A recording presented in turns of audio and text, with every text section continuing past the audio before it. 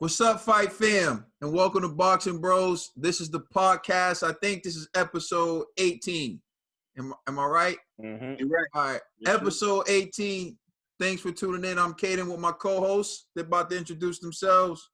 What's going on? It's Trail. It's G. It's Ned, TBE, baby. And we have returning. Some of you who've been with us from the beginning, you know who this is. Big Mo. Big Mo from Alabama. Big Mo, Deontay Wilder fan and supporter who's been MIA and till this day has shown up to face the heat from the Boxing Bros. Big Mo, Bomb Squad member, yourself baby. to the people. Hey, what's going on, everybody, man? It's Big Mo, Real Mojo point of view and sports reviews on YouTube, man. How's everybody doing? All right. Now, we're just going to kick it off with you, Big Mo, for a second, because we want to know, where did you watch Wilder vs. Fury 2? I was out in Springfield, Mass, and my cousin got a friend of my cousin owns a bar, man. So, you know, we was out there watching the fight. And, you know, it's crazy because, you know, I'm you know me, you know where I'm at. I'm Bomb Squad representing, and first round, the bartender walked by. After the first round, I said, "Listen, keep this glass full because it don't look good." I'm talking, bro. First round, man. You know me, man. I got to be real with you. First round, man. I said, man, some don't look right, and you know, I say keep me on ice. I don't want no chaser. Just keep this bottle full, man. Keep this glass full. So it was gonna be a long night. What made you feel like something wasn't right? I'm curious. Where are you going with this? What made you feel like something wasn't right?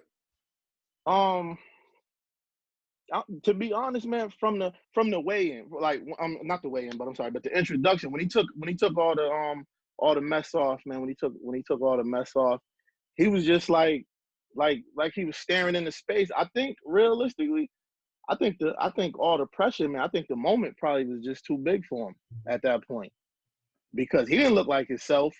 I mean, even people that I know that's on the other side of the fence, like you know, a couple haters and a couple other fans.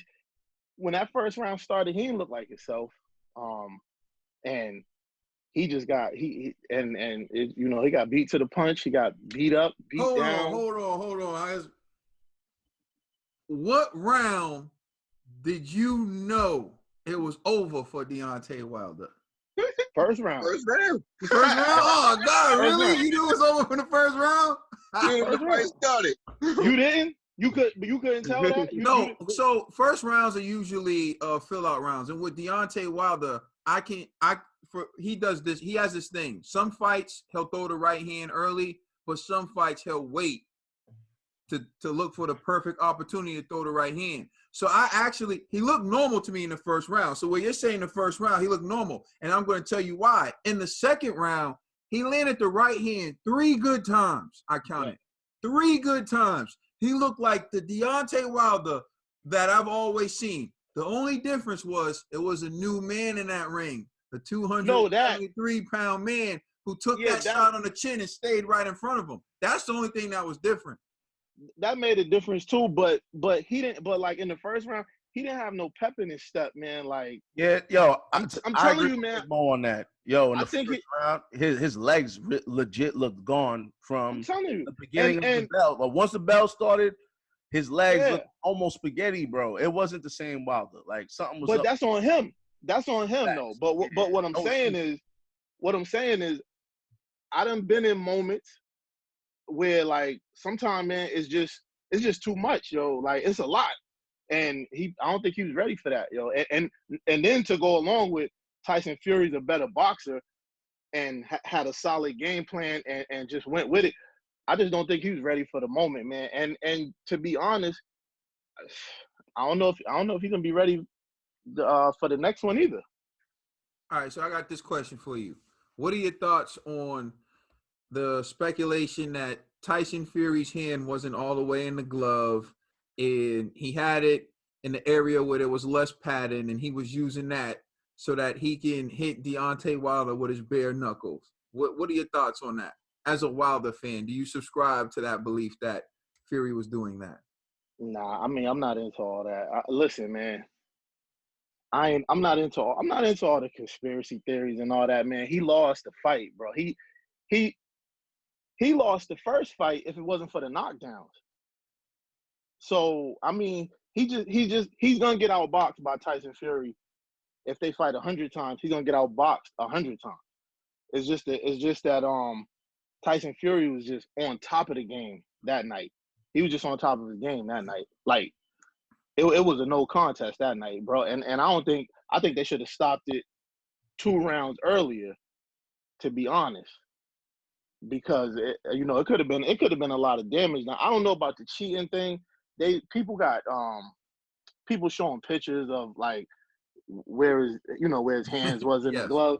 I mean, I don't get into all that, man. Like, you fighting, you sweating, man. The gloves are sliding and moving. They doing a lot of wrestling in there.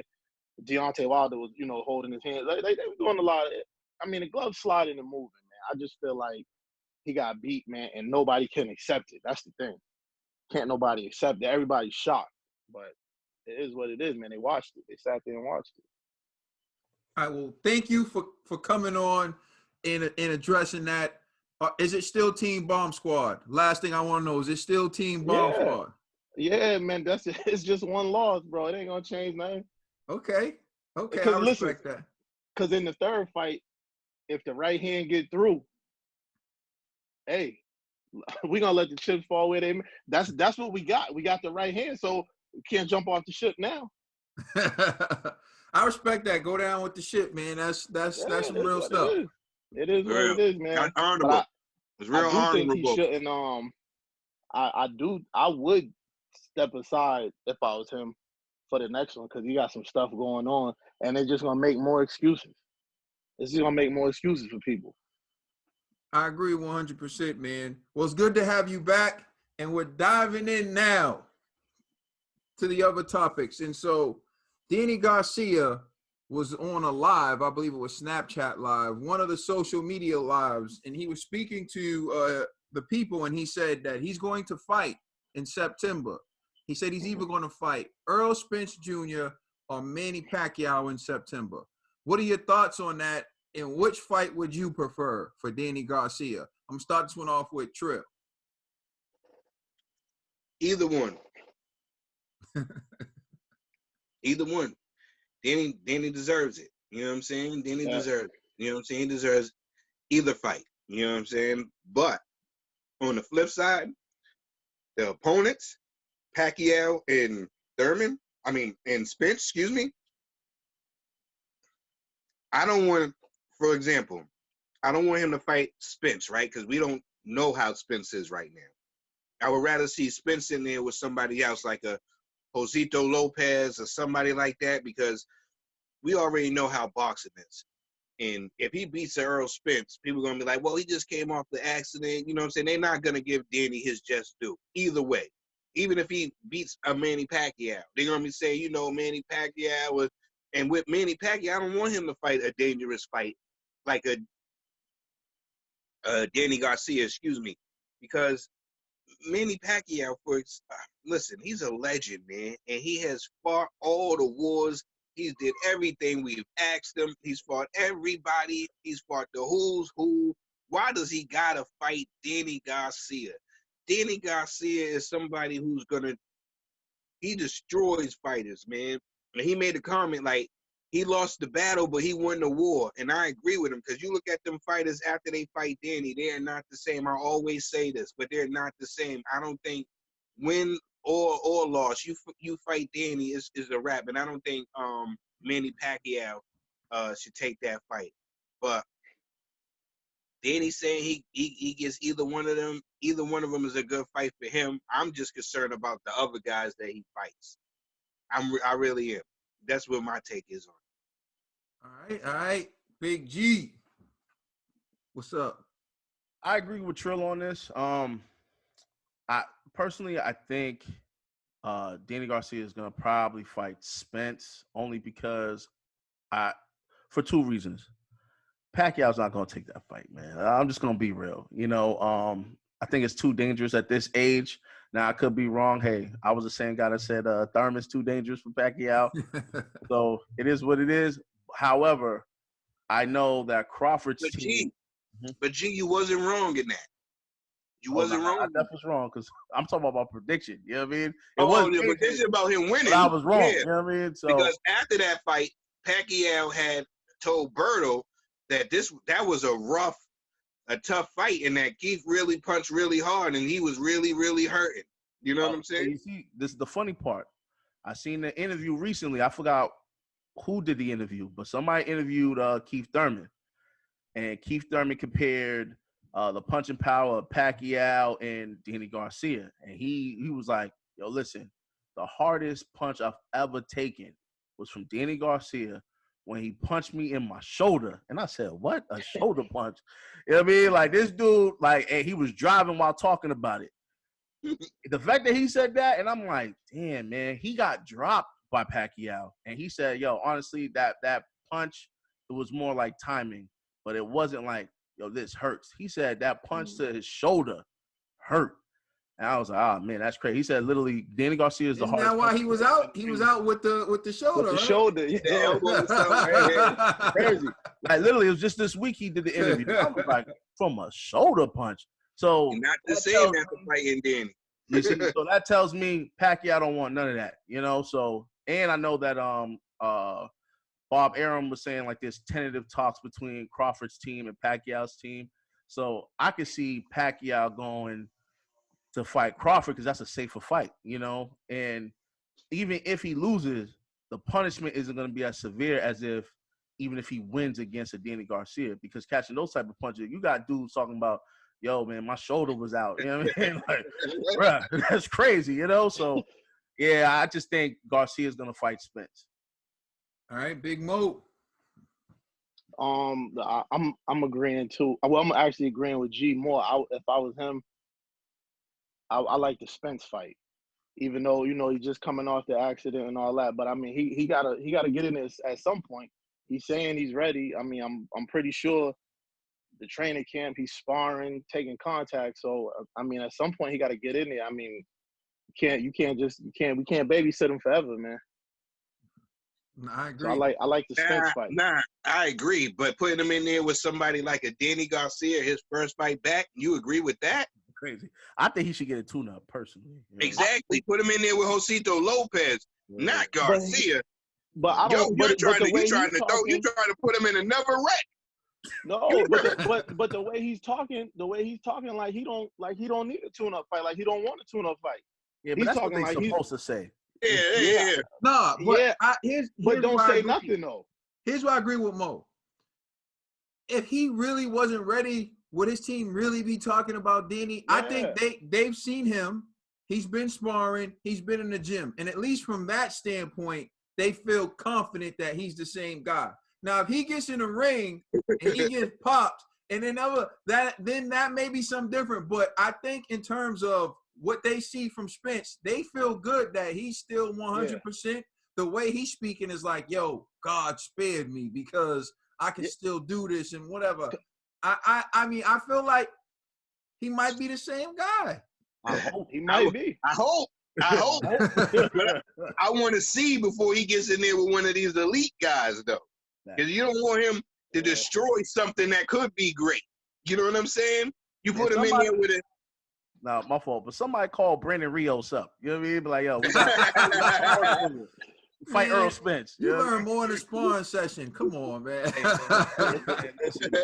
But just to see how he feel underneath the lights. I mean, being in the gym is one thing. Being in the gym is one thing, and you're around your mans and them, and they telling you, yeah, you look the same. You know what I'm saying? And they're telling you like you still got it. You know what I'm saying? Until you really get punched from like another elite athlete with no headgear on, and you in there and see how you all walking out in front of everybody and like well, that's what Derek James is there for. That's what Derek James is there for. That's what I was about to say. That's what I was just about to say. Like, his trainer ain't one of his yes men. You know what I'm saying? Because he got something he got a reputation too. So it's like he's not gonna put him in there if he don't feel like he's ready. I wouldn't assume.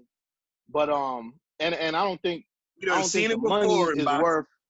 Yeah, no, true. But that's usually when they're trying to cash out. Why would you cash out on Earl right now? Yeah. I understand where you're coming from, though, Trill. I understand where you're coming from. And but Trill, we can't babysit him though. We gotta let him get up in it. You know? I don't know, but I get it. But bro, don't send him out to the Lions. Well, listen, I've had this discussion with Trill for years. If it was up to Trill, Floyd and Pacquiao would be about to fight right now. for the first time. For right now. It's ready. But it's they did the same thing with Bud though. They kind of like went around Bud. And then Bud's like, yeah, I don't want to be the one to fight him right after the accident. But somebody got to fight him right after the accident. What if he go in there with a Lopez? I was at the Lopez Thurman fight. What if he go in there with Lopez and he hit Earl with the same punch he hit Keith Thurman with? Mm-hmm. And he go down? I'd rather him get punched and put down by a Lopez than get hit by a Danny Garcia and go out by a Danny Garcia. Not to mention, it's still gonna be a loss though. At least it's gonna L, right? Listen, but this is the thing. It's gonna change him. It's gonna physically change him. Let's just say Garcia does win. Garcia wins. People are gonna be like, oh, but that's because of the car accident. You know what I mean? We need to see a tune-up fight so we know, like, nah, he's 100%. Right now, there's a question mark behind his. He's going to go fight somebody else. Exactly. And if he lose to one of them, then they'd be like, oh, he only beat Spence. Hey, Big Mo, man. Wilder losing has made you a better boxing analyst. You had to learn about other stuff. Y'all trying to throw this dude Spence to the wolves, man. That's crazy.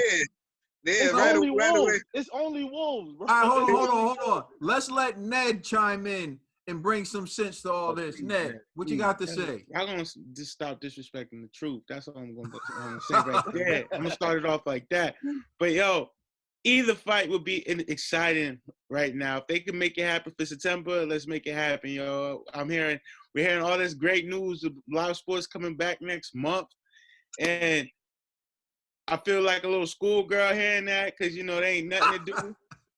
Like, the weather's been terrible. It's spring. It's spring, but it feels like winter. And, honestly, it would be dope. We free, but we feel locked up. Either fight would be really dope. Like, Spence, Pacquiao, and Garcia, that would be a dope fight. Either fight would be dope. They would be big. They would be big. Come if they can make it happen. And I think I would really like to see Spence back in there. I don't care how big the threat level is. I think he can handle it. Pressure make diamonds, baby. I agree. Either fight would be dope. But which fight do you prefer? I want to see Spence out here. I want to see like equal competition. I want to see them both go at it. Pac-Man. It'd be dope to see Pac in the ring again. But it's like I think it'll go. I think Danny could take him, but I would like to see Danny versus Spence. I think that would be like a really dope matchup. And you get to see both fighters really tested and see who's really elite out here. Especially after a car accident. I know if the truth saying he's ready, let's throw him in there. Let's let the truth back out. That's what your game been missing. It's been missing the truth. That's all. True, baby. Oh man, y'all different. Come on, G, you shaking your ass. What's up, man? Different type of feds, man. Y'all don't care about longevity of y'all fighters. G, I'm with these are different type of beasts over here. These guys.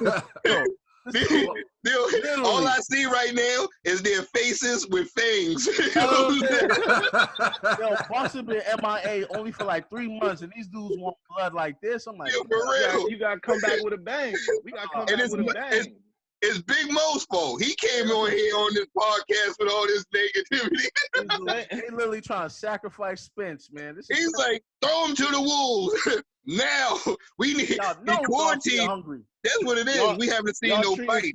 y'all treating Spence like the little brother, man. He out talking all kind of smack, and y'all holding him back like, nah, I got it. Nah, let him go. I'm saying, man, let him go. Let him go, baby. They babysit Spence like they at the bar and they don't got enough money for another drink. You know what I'm yeah, saying? let him go, baby. Hey, listen. This is what I'm gonna say. Earl Spence has doctors, and they cleared him. Yeah. He has a trainer, and the trainer's saying he looks good. He has a promoter who's invested in him to the point where he's the man who has the belts. So I'm not going to sit here and say they're going to do things that they feel aren't in his best interest. If, in fact, I feel like they really believe he's going to beat Danny Garcia. It was the fight that they made before he was in the car accident, and it's the fight they're still talking about after he was in the car accident. All that tells me they feel like he's still the same guy. Now, I understand concerns that maybe he won't be the same guy. That's realistic when you look at the car, when you look at everything. But what is a good sign to me is he feels and he believes like he's the same guy. His team, they've watched him work out. They've seen him, and I'm pretty sure he's been sparring and everything in the ring already, and they feel like he's the same guy. Now we got to see him perform. But if I'm Earl Spence, do I take the risk of fighting someone? If I'm going to fail under the lights, I'd rather it be to Danny Garcia. I'd rather it be to Terrence Crawford than it be Jose Cito Lopez, because losing to them isn't going to set me back as far.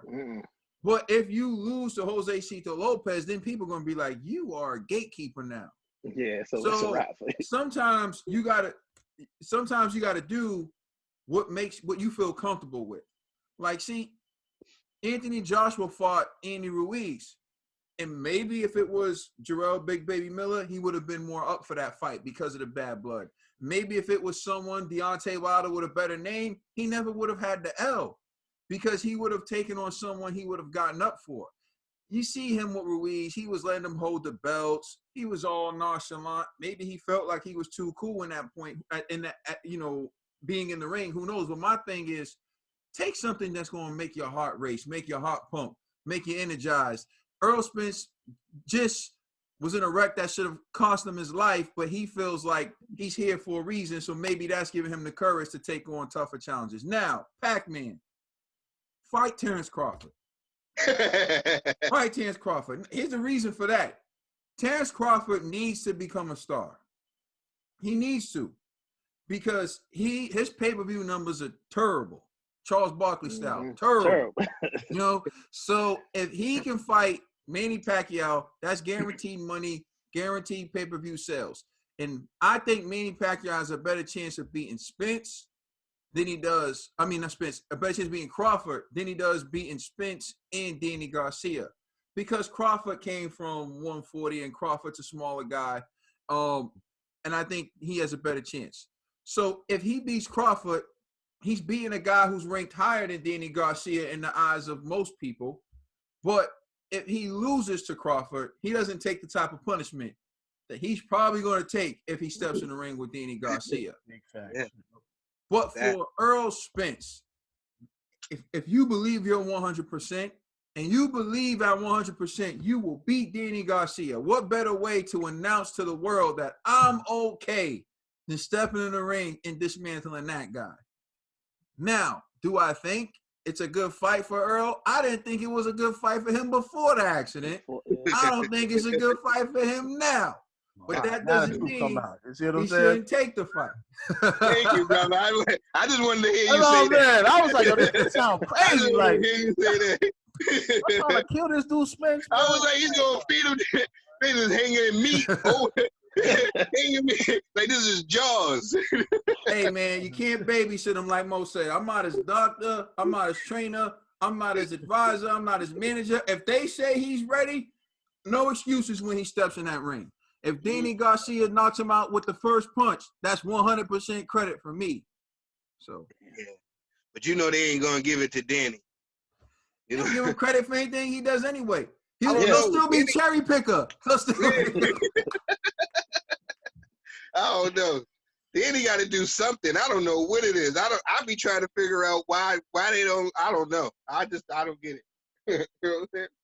whatever he does, he's going to be cherry picker. It doesn't matter whatever he does. He beat Earl. He be like, oh, Earl was just off the accident. That's a cherry pick. That's what I'm telling you. That's exactly what people. And if he beats Earl, and then he fights Terrence Crawford, oh, he was bigger than TC. Yeah. It's always gonna be something. It don't matter what he does. Like, yo, how long ago was the accident? How it was like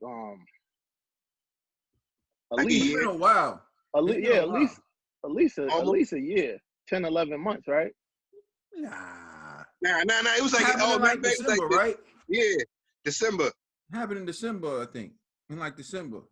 Oh, so like 7 months. 7 months. Yeah. Nah, he ain't ready. Did you see that accident? You think he ready to get punched in the face? Hey, I that's what I'm saying. You see how? Nah, come on, son. Seen the car. I seen the car. Then I seen the man. So listen. As crazy as it seems, I keep telling y'all, sometimes a near-death experience gives you the courage and the appreciation for life that you didn't have at first. Also, I totally agree. He's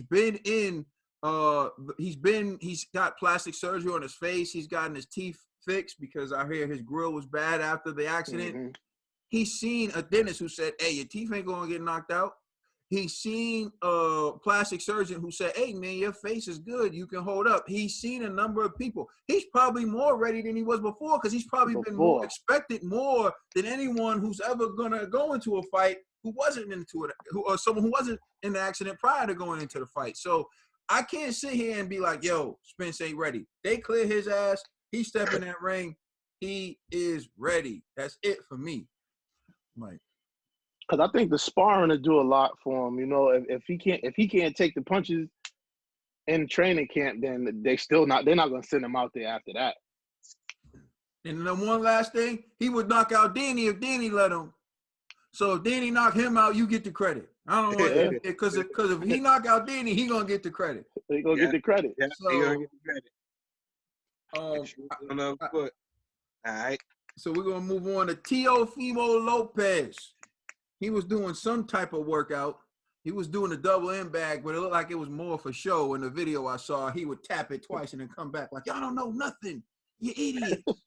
All of y'all are the bees. You know you're pissing me off. So Teófimo Lopez was asked about fighting Devin. Someone implied he was ducking Devin, and then he pulled up a black and white picture of Devin, which was kind of weird. He pulled it up like, this me? And then he pulled Ryan Garcia. I said, this me? He said he would beat Devin Haney and Ryan Garcia. What are your thoughts on Teófimo Lopez rant? I'll start off with G. Man, straight up. When he pulled out those two pictures, you know what those were? His motivation pics. You know what I mean? So, all right. First and foremost, he actually did duck Devin Haney. When the WBC, right, when what's his name? Lomachenko gave up his belt, right? They were like trying to come up with like a 4-fighter tournament. And whoever wins that tournament, they get the WBC. Teófimo said, nah, I don't want none of that. I don't want no parts of that tournament. I'm going to go my own route to do whatever, right? So now we got Devin, who he is now the WBC champ, right? Lomachenko's the franchise. Devin is calling out both of these guys, Loma and Teófimo. Teófimo's like, nah, we good. Bob Arum's talking about, Devin Haney's not even a star. Ryan Garcia and Tank Davis are more popular than him, this and the third. I'm just like, yo, bro, that's all code words for we ducking this kid, you know? So I believe he lying to himself. And then he was saying, like, y'all don't know what's going on. Then explain it to us. You know what I mean? You could explain on that video, like, yo, this is the situation. Boom, boom, boom. We made these offers. He didn't take it. He didn't say none of that. All he was just saying is, yo, they B words. Y'all don't know nothing. And then he starts throwing a punch or two. Then he comes back. All y'all are B words. Y'all don't know Jack. And I'm like, come on, man. Boop, boop. I was like, man, yo, it's getting to the point where it's like, yo, I'm so tired of watching champions, elite level fighters, just coming up with excuses on excuses on excuses while they're fighting other elite fighters. Bro, he has a belt. He's a WBC. I think Teófimo's IBF, right? You the IBF champ. Bro, unify. You know what I'm saying? Just y'all two bang it out, and then voila. Y'all are both young. Y'all both up and comers. A lot of people would love to see that fight, especially after this whole quarantine thing. It will be a hit. Like everybody will be subscribing to ESPN Plus or what Devin's in the zone, right? Well, whatever. They could make it. They could do something. They could figure it out, just like just like Fox and ESPN figured out the. Yeah. I mean, so other than that, I think he is ducking. All right, true. Was this that's what the question was about? Is he ducking? I didn't say was he ducking. It's just your thoughts. Your thoughts on my it. thoughts on Teófimo Lopez. But I like Teófimo Lopez. Thoughts is he's ducking. I like Teófimo Lopez. You just can't. You just I like Teófimo Lopez. I've been watching him for a while. I don't want you to read one article and think that you know what I'm saying and think that he's a ducker because of this. You got to see what happened before that. You want him to explain. He has in many videos before. He's been promised fights with one of the greats, Lomachenko. He was said, if you beat this guy, you'll get to him. You beat this guy, you'll get to him. He's been promised this fight with Lomachenko with more money. Are you going to fight a Devin? You're going to go over here and fight a tournament with Devin Haney for no bread? Or you're going to sit over here and you're going to sit here and try to get this mega fight going on with Lomachenko? That's what the fight that was supposed to happen before we had the quarantine. You know what I'm saying? Yeah. When he beat Richie Coleman. You know what I'm saying? So Teófimo Lopez is a tough kid. He had a lot going on with family issues and stuff like that. As far as their little rivalry goes, they've been had little rivalries. Him and Lil Ryan got little rivalries. Tell you the truth, Teófimo Lopez, I see him moving up to 140. You know what I'm saying? I see him moving up to 140. You know what I'm saying? Because I don't think he's going to be able to handle this weight at 135 no more. And I think they're going to play the game with him over there at Top Rank, keep promising him this Lomachenko fight, and it's not going to happen. You know what I'm saying? That's where his eyes are set on. You know what I'm saying? His eyes were set on that fight, that major fight over there. He's with Top Rank. That's more reason why he gets the Loma Y'all think I'm scared of Trill? Y'all think I'm scared of Trill? Huh? You know what I mean? Oh man! Shout out, shout out. Matter of fact, shout out to Rolly too. Shout out to Rolly Romero. You know what I'm saying? Rolly Romero be giving them fits in the gym. Shout out to Romero. He's 11-0 with 10 KOs. He was in there with Ryan Garcia, beating Ryan Garcia up, ran him out of the Mayweather gym. He's over there, he be over there sparring with Teófimo Lopez too. I got a lot of respect for those guys, especially them guys in the lower division. Just keep winning. Teófimo Lopez, just keep winning, doing your thing. Devin Haney, you keep winning, keep doing your thing. Eventually, y'all gonna meet somewhere, and hopefully y'all get a lot of money and make a big, mega fight. This is what internet and stuff is for people to talk trash. Devin Haney been talking trash to him and Ryan and Tank. It's just this is how I look at these divisions, right? The lower division. I see Devin, Tank, Teófimo Lopez, Ryan Garcia. These are the future. So these guys are going to keep talking trash to each other until they get later on until it builds into something big. You know what I'm saying? Because I doubt that any promoter is going to put these guys in there together. You know what I mean? But shout out to Teófimo Lopez. He worked hard. He's a good kid. Anytime I see him, he's always being very respectful. You know what I'm saying? And I like Teófimo Lopez. And I think we call both of them the B word though. Yeah, that's happened when these kids. That's what they do. That's how they talk to each other. You hear how they talk to each other. That's how they talk. They do that now. Yeah, they do that now. We don't talk to each other that way. But these how this young generation. That's how they talk. That's the lingo with each other. That's how. Oh, you will be. No, you will be. We know we're not gonna talk like that. We're grown men. You see, the B word of somebody is on site. You see, they say B word to each other. Next thing you know, you're going to see them in the picture together and say, wait till this get it on. You know what I'm saying? No, but I will say this to add, Trill. I do think Teófimo is going to get that Lomachenko fight. Because Bob did say, he's like, yo, he'd rather have Teófimo fight him than Devin Haney. So I think they're going to make that fight happen. And he's been trying to get that bag. He's been complaining about he was taking short money to fight these other fighters. He's ready for a big money fight, and he said he was promised that with Lomachenko. He was mad when Bob put Lomachenko in the ring with him to take that picture. He was mad. You know what I'm saying? He said, "Don't put him in here. This is my moment. And you gonna bring him in the ring with me?" You know what I'm saying? So he really want that fight. I hope he gets that fight. He deserves it. All right, Big Mo.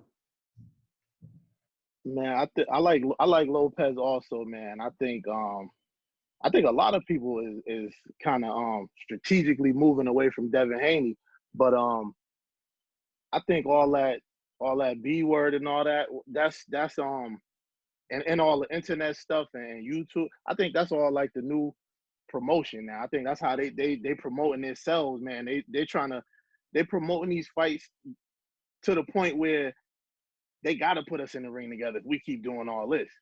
Like, I guess they hoping to build the money up somehow, or build the you know, all the fans wanting to see it. Yeah, they trying to get the buzz going. But I think, like, personally, I like Lopez, man, and I agree with something Trill said. I don't think he's gonna be. I think he's gonna move up too eventually, because he looks strong. He looks kind of big for that division. When he's in the ring, he look big and stronger, like he can move up a division. But right now, I think it's just we doing a lot of too much talking about champions not fighting champions. Number ones not fighting number twos. Like, it's getting to the point now. Somebody got to man up and tell their promoter, man, listen, man, send that contract. Send the contract. Like, I don't want to see number one fighting number 10. I want to see number one fighting number 2. And to Teófimo Lopez, to his credit, he also called Devin Haney a liar. He said, I'm a liar. He said, no, you're a liar. He said, but who's going to take the world from a 2-time email champ?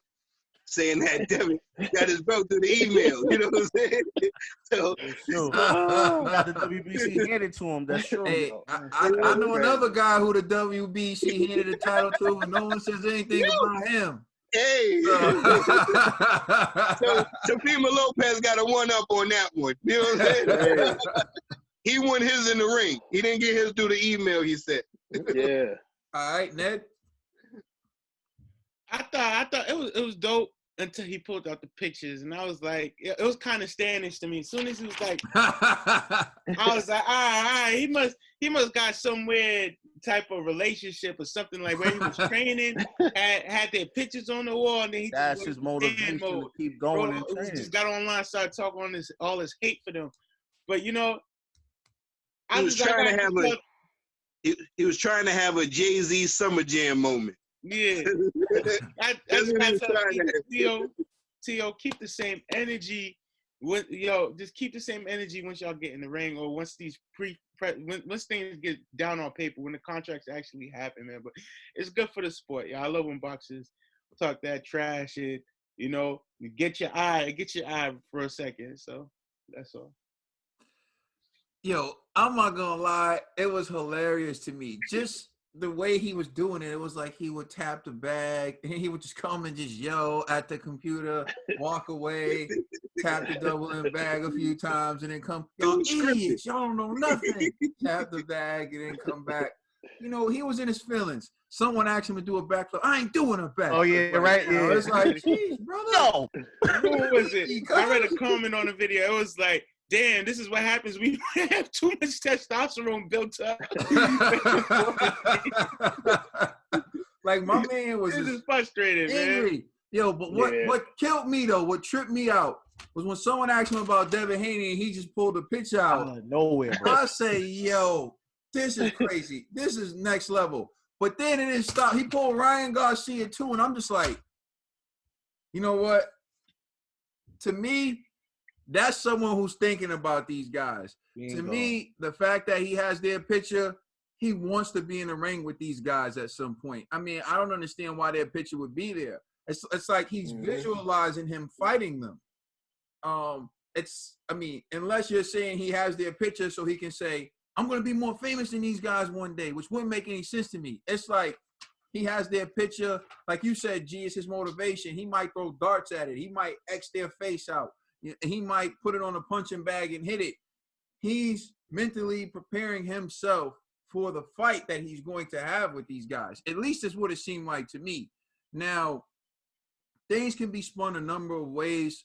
I did hear his dad said, why fight Devin Haney? Why should we fight Devin Haney? And one person could perceive it as ducking. But I will say this. sometimes you can be so good, you have to be the only option. For example, Floyd was so good, he had to be the only option. People forget Floyd was in the ring begging De La Hoya and Shane Mosley for a fight at one point. He was. I remember he was in the ring. He was humble at the time. He was pretty boy Floyd. And he said, hopefully I can get a fight with Shane Mosley, Oscar De La Hoya. Did he get the fights? Not then.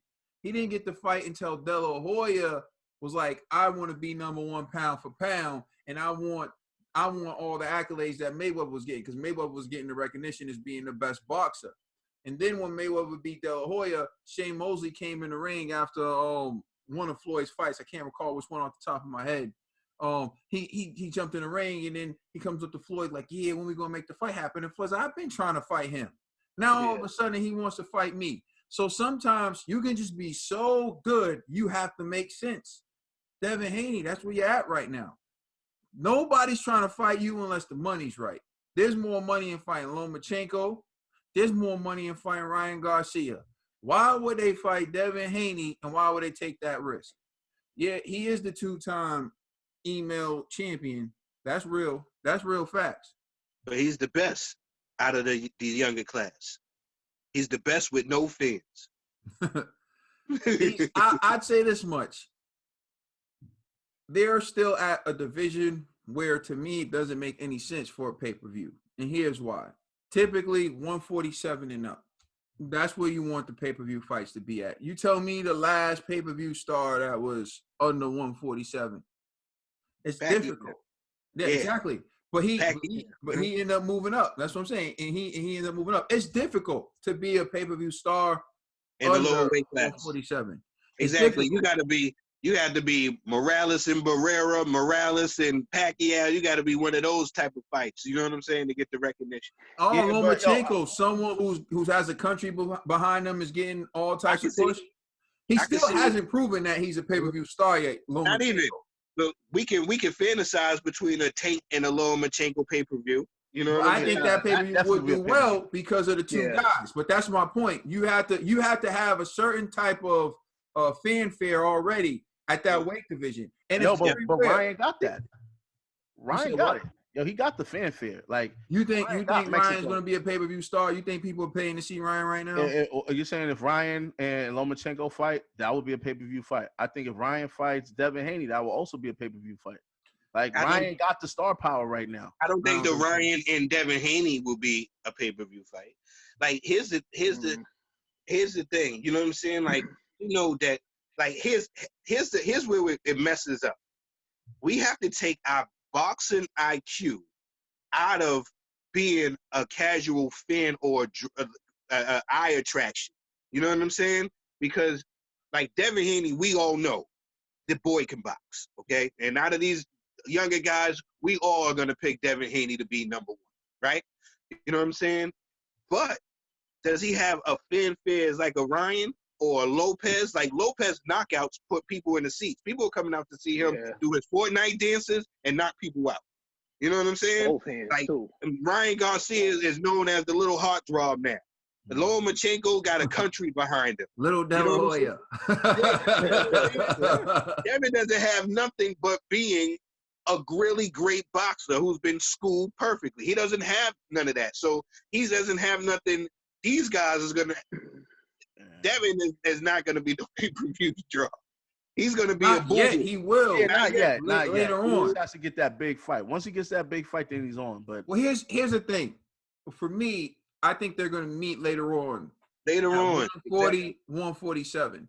Because the way they're setting it up right now, they're going to keep trying to maneuver to weight divisions where it's within their advantage. And you got like 126, you got 130, and you got 135. So, and then you got 140. So until they reach a point where they can't make a certain weight and it's not to their benefit to move to a division, and they find themselves in the campaign in the same division, they're going to keep finding a way to maneuver through the divisions in the weight classes. But what I was saying, belts while they at it. Exactly. Yeah. I'm predicting probably at the soonest 140 is where they will meet up. is at 140. When it's too hard for them to make 130, 135, and then 147. So by the time they get to those weight classes, they'll be household names, they'll be stars. With the rise of social media and things of that nature, you gotta look at it like this. We watch boxing more than the average person, more than the casual. The casual person won't know Devin Haney. I believe the casual person won't know Ryan Garcia unless they fall in a certain demographic. They're Mexican or they're young teenage, teeny bopper, or whatever, and then they'll know Ryan Garcia too. So they got to build themselves up. Those fights are really good fights for us, but I don't know if financially it makes sense for the promoters right now. So I don't think they're going to make those fights right now. Teófimo Lopez, Devin Haney, Ryan Garcia, I like the fact that they're at least talking smack to each other. At least Teo has the picture. At least Devin wants him. At least Ryan. And the smoke also, one thing, you always know when people got real smoke because they don't let them get near each other. Yeah. Right? Devin Haney was in the ring with Ryan, and they were sitting there talking smack to each other. They took pictures on. They know they're gonna fight later on. They don't have like on-site type of beef. And I'm not certain. I think you saw when Lomachenko got in the ring with Teófimo Lopez, he really didn't like him. Vasily Lomachenko being in the ring. You could sense that. Like he still took the pitch and everything, but he made it known I don't want him in the ring with me. So I don't necessarily know what type of relationship these guys have. They may have that type of relationship where it's just like they go back and forth with each other, and it's no big deal. But when it's all said and done, I think they'll meet at the higher weight divisions when the time's right, because it's better for pay-per-view. It's better for business. Yeah, and also let me kind of take back some of my words, because I did call Teófimo Lopez a ducker. Because ducking has a negative connotation. I didn't mean it in that way. I'm just saying he's not trying to take that fight right now, And so, but it makes sense on why he wouldn't want to take that fight right now. So I don't want to label him as a ducker per se. The boy is ducking. Sometimes when I get turned, he came out the window. But I actually do have a question. I don't know if this is going to change the subject, but if Lopez does fight Lomachenko, does he now if he wins, does he actually become the franchise WBC champ? Or does that franchise belt still stay with Loma even after he loses? I think that it stays with Loma. It stays with Loma. Like, it's not like the official, that this has been something that, first of all, I don't even know why he hasn't. I don't know why he's not getting that. Only one that should have it is Canelo. You know what I'm saying? I don't have. This is baffling to me. The only one that should have. Even trying to move up in weight. Loma said he's not going to 140. He says he's not going to 140. You know what I'm saying? Where he's at 135. You know what I mean? And 135 might be too much for him now. He's saying he might try to slip to 130. You know what I'm saying? So he's playing that role. I don't see him as being a franchise, but I know that since he didn't want to fight Devin got that belt through the email. They sent that to him. To me, Devin is the WBC champ because Lomachenko didn't want to fight him. You know what I'm saying? So they emailed him the belt through the reasons. You know what I'm saying? And it's weird. I think one time the people in the comments been asking us to talk about this belt situation before. And we was like, that's going to take like 3 hours because it's confusing to me. Which belts matter? Who has which belt? Why this belt? It's confusing. I know that if he beats Lomachenko got a WBA belt, one of those belts, or one of those other belts. You know what I'm saying? So I know he definitely would get that. And he's going to get paid some money in the statue of the second guy who beat Lomachenko. So basically he's winning for the stature. You know what I'm saying? So we're saying that Loma's not trying to be undisputed. No, he had the chance. I agree with y'all. I'm just saying. It sounds like y'all saying he ain't trying to be undisputed. You know what I mean? It's what you fight for. Some people fight for that. Some people get the titles, they come to them. It depends. It depends on what you're fighting for. Like you just said, bro, it depends what you're fighting for. Some people just want to hold a belt, be a title holder. Some want to make as much money as they can in the sport. Some want to achieve greatness. It just depends on that person, I guess. You know what I mean? All right, moving on. Layla Ali had an interview recently, and in that interview, she said she really wants to fight with Clarissa Shields. She said Clarissa Shields is too small, doesn't hit hard enough, and doesn't have the boxing skill to keep Layla Ali off of her. So I'm starting off with Ned. What is your thoughts on that? I want to say this to the elderly. Leave Clarissa Shields alone. Leave her and her team alone. You guys will learn a valuable lesson one day. Like Layla, I love you. You stem from a great lineage. You come from a lineage. Your father, you guys are great boxers, but leave the girl alone, Like, what's the beef? What's the issue here? Why does she want to just come out of retirement and do this to herself, man? Come on now. Bro, she didn't start the beef. You hear that? Flint still ain't got clean water, so we're not gonna go there. Like we're not gonna hold that against Clarissa, man. Like, just let the girl have a thriving career. Back her, train her, teach her some skills. But you want to come out and fight her? Like, it's crazy. It's so much. Like, you, for instance, earlier you made that video. Joshua surpassed Lennox. Instead of these two like working together to like create something like, do something special for boxing, like Lennox could mold Joshua. Instead, Lennox talks trash and things like that and strains the relationship.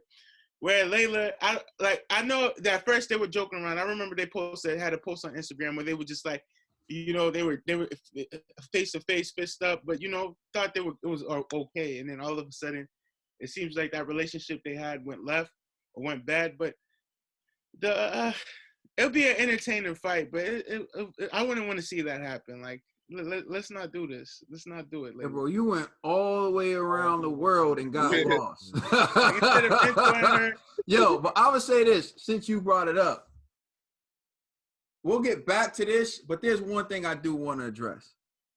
Like, because you're talking, for one, Lennox Lewis and Anthony Joshua is a different thing. Lennox Lewis wanted to sign Anthony Joshua at the Olympics, and Joshua didn't sign with him. I didn't really get into all that because I don't like, I'm from the USA, so I try to not to, and I do try to be objective.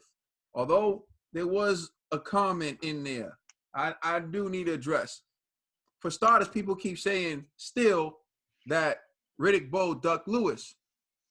But they don't say Lewis ducked John Ruiz or Chris Bird. If you think Riddick Bowe ducked Lewis, then you have to say Lewis ducked John Ruiz and Chris Bird. And Chris Bird at the time had beaten Vladimir Klitschko and David Tua. And just for the record, Trill wanted me to do more. I didn't. I could do more. He beat Evander Holyfield after Riddick beat him and after Michael Moore beat him. He beat Holyfield. He didn't beat Holyfield when he was 28-0. Riddick Bowe did that. This is I don't want to go into that, but this one thing about the belt, though. Trill, Big Mo. Trill wins the title, Big Mo. Mm-hmm. And I say to the both of you, y'all have to make a fight by December 13th. If you don't make a fight by December 13th, I'm stripping Trill of the title and I'm giving it to Big Mo. Now, Big Mo, I come at you with an offer, and it's fair. Do you accept the offer? Me personally, yeah. No, I'm just saying. Business-wise. Business-wise, do you accept the offer? No. Why don't you accept the offer? Because if you're going to strip him if we don't fight and give me the belt, why waste my time fighting?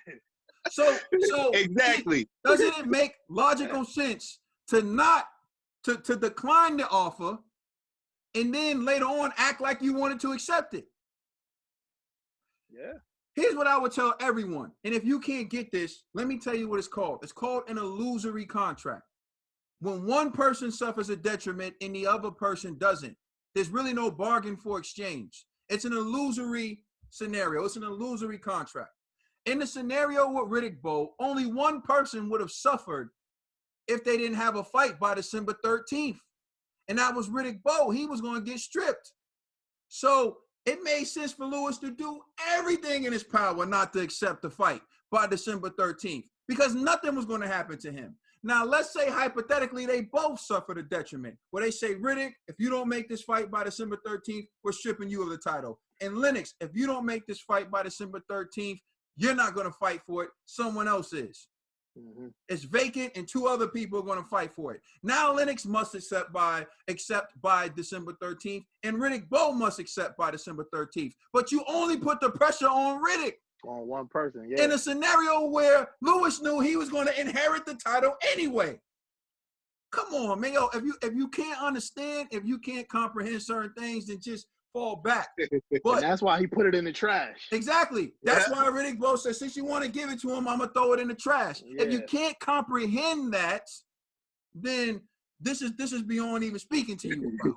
Like, seriously. So, but even with that, you want to say Riddick Bowe duck Lennox.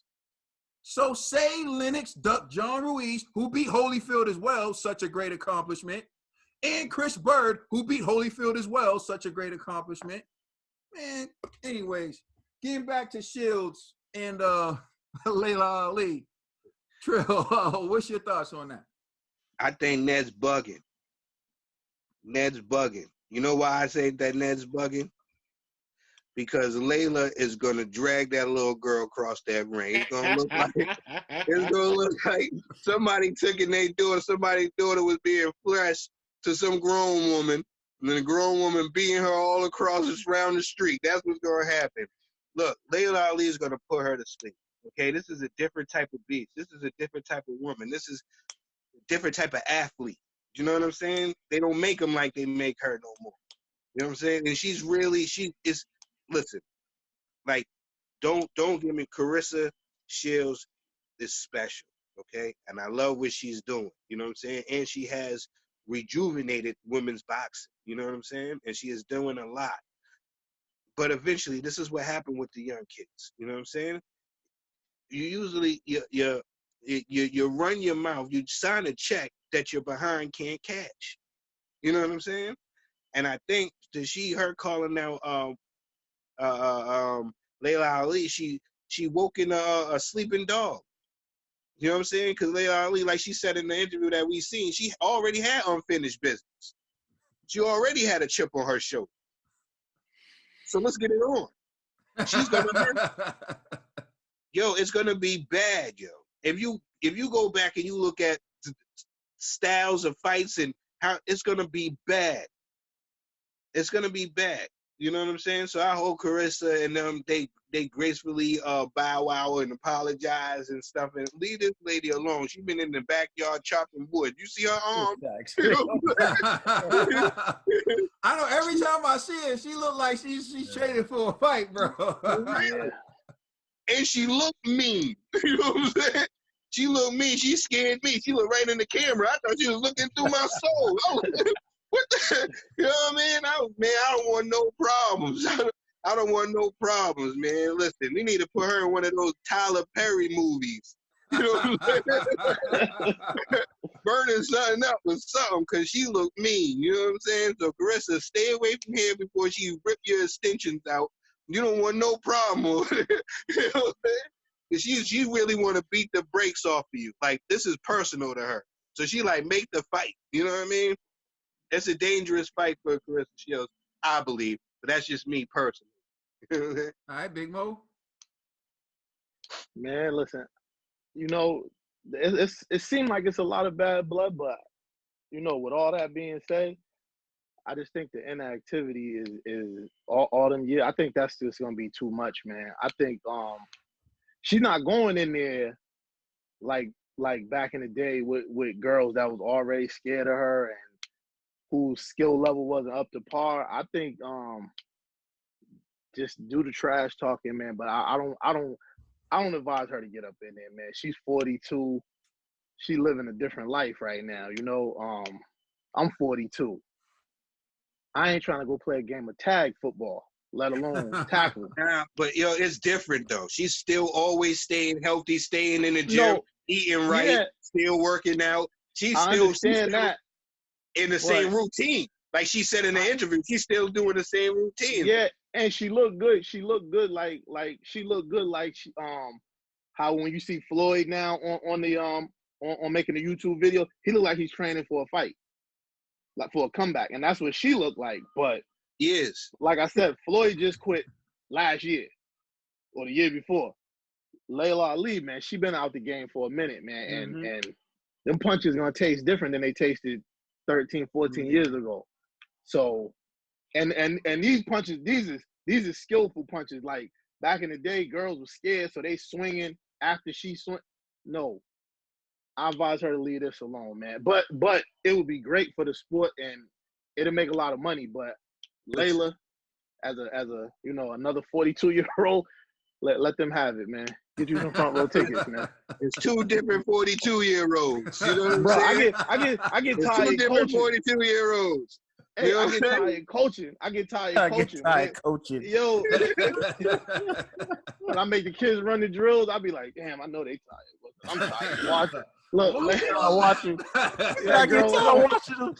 I'm sure. Leave that girl alone, man. Sure, like same thing like what Kaden said about Earl Spence. I'm sure she's in there with people in the gym, training, taking punches, and there were some elite people. We're forgetting that she was the elite of the elites. You know what I'm saying? Yeah, she was. And we're not saying, people and you're saying, we're saying about people being scared. We're saying about people being scared. Some of these girls were scared to fight Carissa. But they still went 12 rounds. Looked scared. Like from the moment and they she still walked went in to the the ring, distance. she looked scared. They went to distance though. We're talking about somebody who was knocking out these scared people, opposed to going 12 rounds with these people or going 10 rounds of distance with these people. So do you think she should have a tune-up fight though? No, she don't want one. No, she's that confident. But Earl don't want one either though. You know what I'm saying? With Danny. Yo, she wasn't in no Ferrari car accident. Earl was. Listen, if she was in a car accident, I would have been like, okay. But she wasn't in there. And then Earl's going against somebody like Danny Garcia. Carissa Shields is no Danny Garcia. No, she's not. She's not.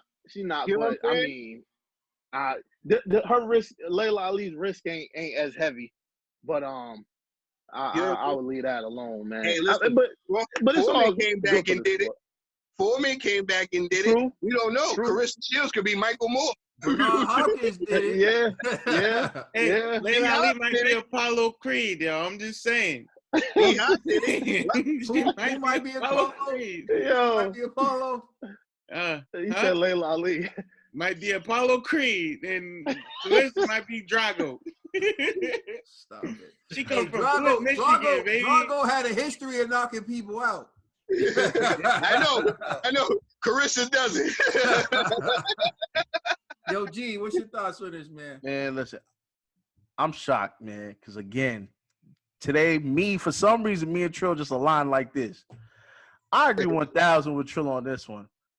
Layla gonna violate this girl, man. And I'm be honest, because at first, initially, I was like, yo, Layla, you sure you want to do this? But when I'm hearing Layla talk, yo, she ain't trying to box this girl. She's trying to beat her up. You know what I mean? And that's the difference.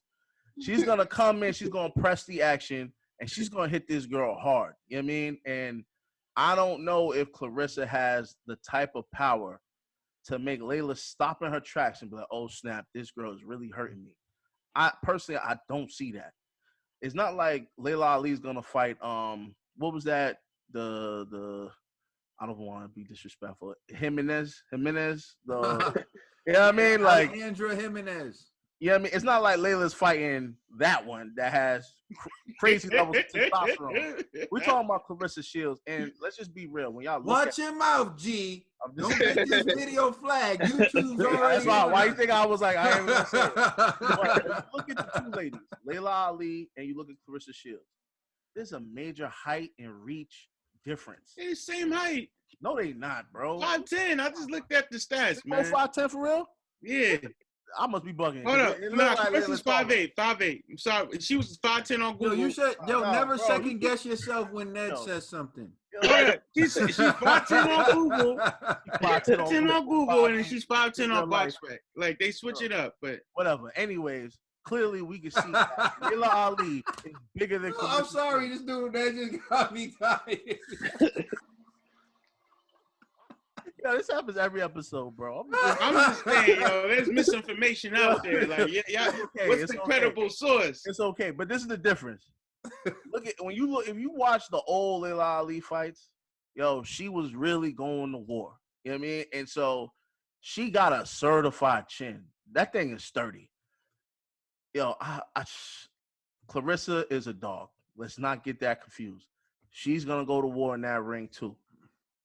But I'll be honest with you. At first, I was thinking like, now I'm thinking more like she knows she got this girl's number. You know, it might be reminiscent of Tyson Fury talking beefy about Deontay Wilder. That's what it feels like. It really feels like that. Like, I know how to beat you, and I'm gonna show the world how it's done. So I'm gonna be honest, man. If I was Clarissa, it's too late to back out. But if there's like ain't no back out amount of, I feel like she's backed out already, bro. Yeah, there's a back out. It's a way she could back out easily. Yeah, the only way she could back out is if the money's not right.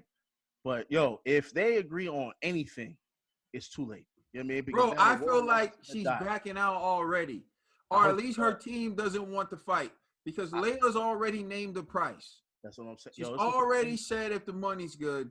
That fight should have been signed, sealed, delivered months ago. Mm-hmm. She's already seemed like to me she's training for the fight. She's already talked so much trash that if they sent her a reasonable offer and she declined it, the world's going to be like, oh, you full of it.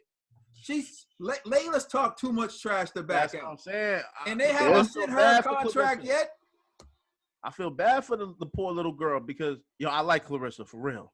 I do too. But she get in that ring with this woman, yo, you know what it reminds me of? Layla Ali remind me of Michael Jordan in The Last Dance.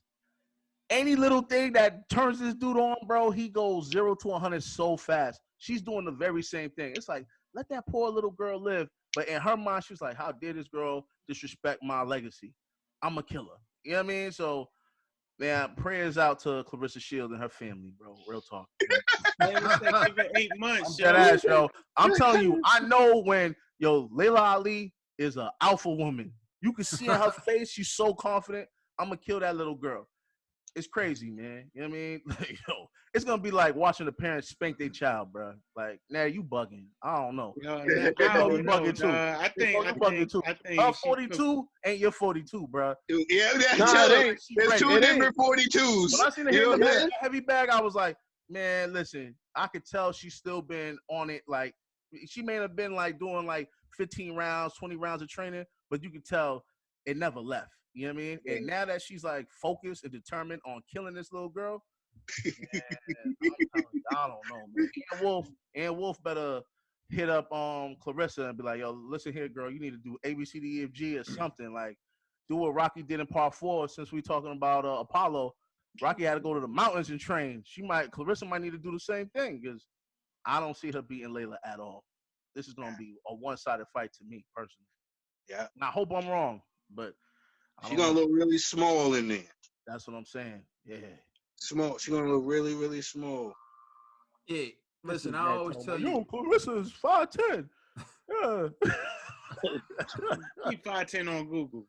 I tell you, man, I was always told a big fish eats a little fish. And, Clarissa Shields, she's smaller. She has skill. She has good speed. But the one thing she hasn't shown throughout her career is the pop.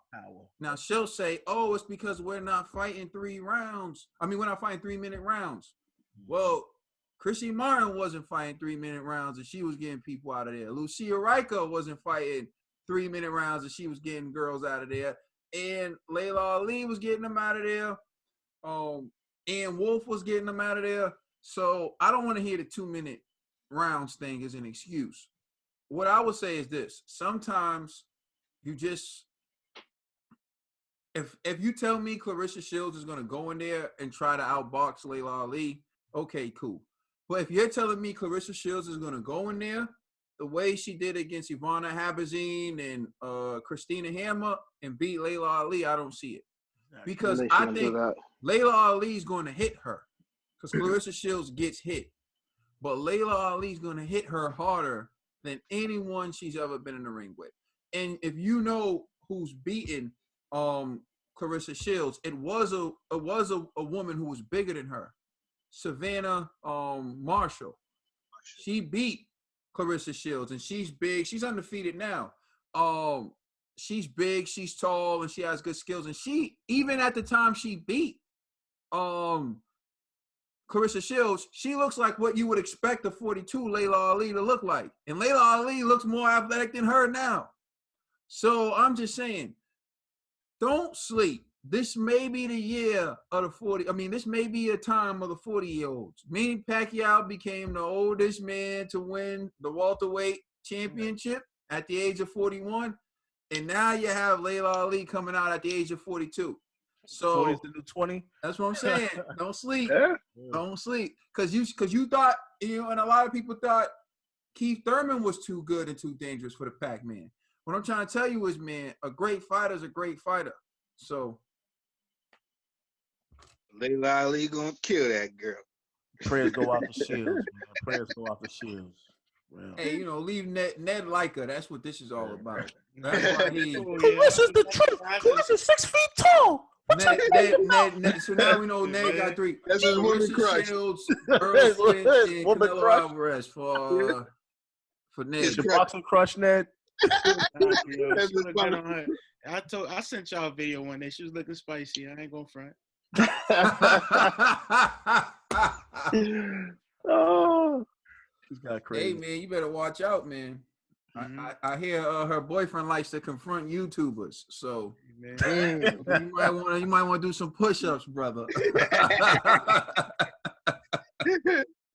All right, so Shakur Stevenson might be fighting on June 9th. Top Rank is talking about putting on cards. They had this show on YouTube with Top Rank. Andre Ward was speaking. He promotes Shakur Stevenson. He said he told him stay in shape. He possibly may have to fight on June 9th. They're still discussing it. And Top Rank is definitely looking forward to putting on cards during the month of June. So what's your thoughts on that? Starts one off with Trill. Actually, G. I meant G. Man, listen, I'll say this. Shakur Stevenson is going to be fighting Top Ramen on Top Rank. You know what I mean? Be honest, he's going to fight a nobody that we've never heard of. And it's going to be light work. You know what I mean? So it's cool because I'm be honest, I am fiending for fights. So, I've been entertaining myself with like YouTube and ESPN watching old fights. So it'll be great to see some new ones. But, it's May right now. If they talking about fighting in June, clearly he's not having like a solid training camp. So they're going to ship him in the best of the best of the cab drivers, the best of the best tomato cans, tuna cans. Hey man, it's whatever. I don't even know what to say about this. And just let me clarify one thing. When G says cab drivers, he's not disrespecting the profession. Of course, we respect all essential workers and everyone and what they do to make society and to make our lives easier. What he means by a cab driver is someone who has a day job, someone who does something other than box full-time. So they're fighting a full-time boxer. I just want to clear that up because some people in the comment sections got frustrated that's the audits when I was calling fighters bus drivers and janitors and stuff like that. And we have a bus driver on the show, okay? And he's not offended by that because he understands what it means. Okay. So just for the record. Yeah, no way am I disrespecting anybody's occupation. I'm just saying boxing is a full-time. Respect. We not disrespecting essential workers out here. We need you, baby. Exactly. Much love. Boxing is a full-time job. Yeah, man. You doing boxing part-time, you bound to get knocked out in the ring. And so these promoters don't play boxing. Exactly. You don't play boxing, but promoters, they play boxers. So they'll be like, hey, you want to be on ESPN? Like that. How much is the purse? We give you like $5,000. You know what I mean? Like, all right, cool. Just to get knocked out. You know what I mean? So that's what's going to happen. Shakur Stevenson's going to fight some dude that has no business being in there with him, and he's going to just light him out. So it is what it is. It's going to be cute. All right, true. I'm excited that boxing is gonna be back on. You know what I'm saying? It's gonna kick off boxing on ESPN, and I like Shakur Stevenson a lot. I like the kid. You know what I'm saying? It, I don't know. I just like the kid. You know what I'm saying? And he's gonna be fighting a guy, Ralphio something. I don't know. I think he was knocked out in his last fight. You know what I'm saying? That's what I heard. He was knocked out in his last fight. So, and they bringing him in here to fight. So, listen, I'm just excited that boxing's on. And shout out to Shakur Stevens for getting the spotlight on him. I know he's gonna be in shape. He's been in shape this whole time. He was actually supposed to have a fight before all this corona mess started. Yeah. So I'm sure he's staying sharp. He got TC over there beating up on him. So, you know, I'm sure he's staying on point. You know what I'm saying?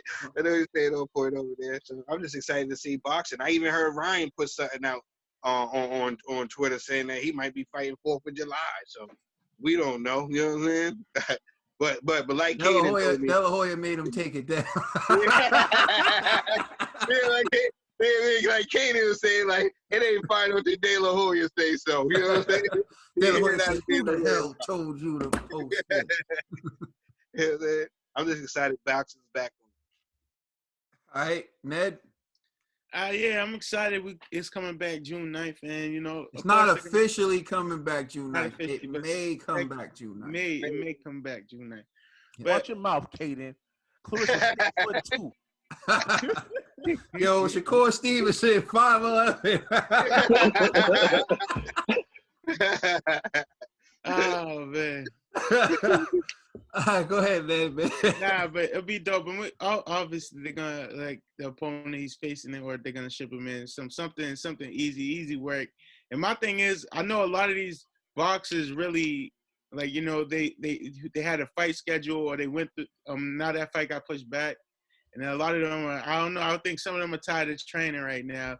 And you see how pent up Teófimo Lopez was just in that video. So, you know, a lot of them are ready to unleash that beast. So who knows, yo, we might see somebody die and he come back. Come back. I'm sorry, I'm serious. It's crazy. All right, well, I think it's a perfect time to showcase someone like Shakur Stevenson. I also think it's a good time to showcase someone like Devin Haney. If you're listening, Eddie, get the boy out there, get him a fight. Sean Porter could even use a fight right now to build his fan base, because damn, Sean Porter, we thought you had more fans than this. You don't got the fans, but you got friends in higher places, Sean Porter. I give you that. I agree with that. He's training hard too. He training hard right now. He had a video on Fight Hut. He going crazy. I think this is a good time for people who need to build up their resume and get fans on their side to start taking some fights. And this is a great time for that. People who are borderline pay-per-view attractions should be out there right now. The Charlos, they should be trying to get a fight right now. Demetrius Andrade should be trying to get a fight right now. So the world will be watching them. People are desperate for live entertainment. I'm not big in UFC, but when I saw they had a live card, I even watched for about 15 minutes and said, hey, someone's getting punched at least right now. At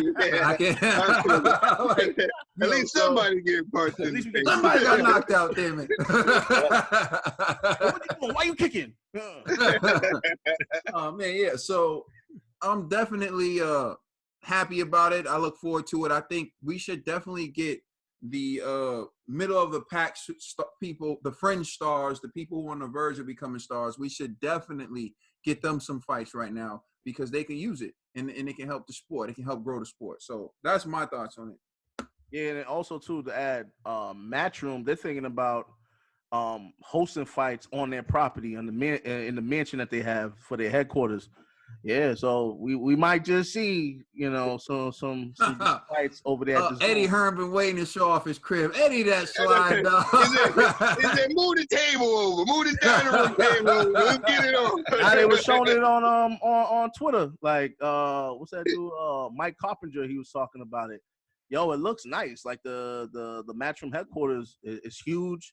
They have like a facility where, well, they're currently trying to build it, but they have the land to build like the ring and everything. So it's gonna be dope. Outdoors, no fans. You know, hey, I don't know. I mean, it's gonna be kind of odd. It's weird, I guess, to see two dudes fighting where you can hear the trainers yelling and no, everything. It's not. But no, it's not. You know? No, it's not. It might be even better.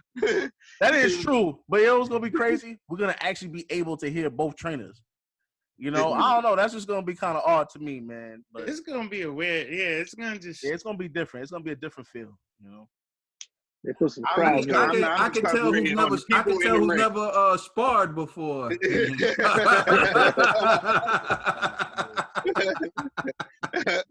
That's just Nah, but see, it's even different though, because even in sparring is a little different. We're talking about these dudes is like actual professionals in the ring, and they're usually doing it because it's like, well, you're fighting for a purse.